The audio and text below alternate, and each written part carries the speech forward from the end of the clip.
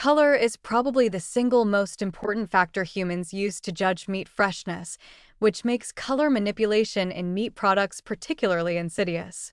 We've evolved over millions of years to associate bright red color with fresh meat and brown color with aged meat.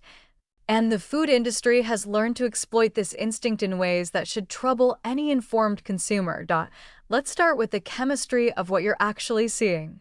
Fresh meat contains myoglobin, a protein that holds oxygen in muscle tissue. When exposed to oxygen, myoglobin turns bright red, the color we associate with fresh beef. Over time, this oxidizes further to metmyoglobin, which is brown.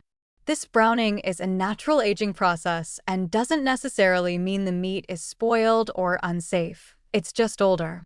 But consumers refuse to buy brown meat, so the industry has developed numerous techniques to maintain that fresh, red color long past when it would naturally occur.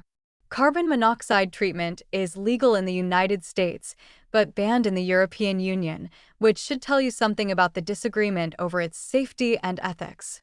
Meat is packaged in an atmosphere containing carbon monoxide, which binds to myoglobin and creates a stable, bright red color that can persist for weeks. The meat looks fresh in the package even as it ages. You lose your primary freshness indicator while the product remains legally saleable. The industry argues this reduces food waste by preventing premature discarding of safe meat. Critics argue it deceives consumers into buying older products they'd otherwise reject.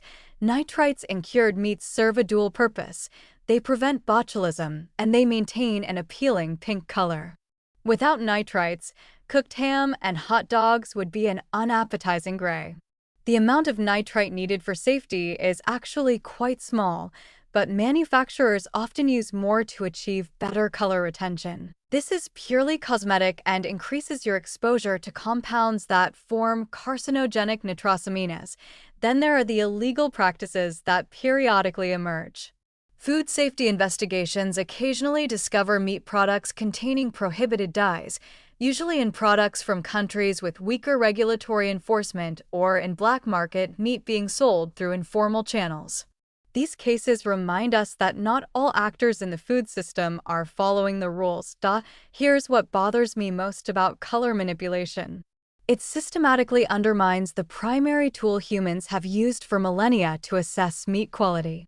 A grandmother who could expertly judge meat freshness at the market becomes helpless against modern packaging technologies.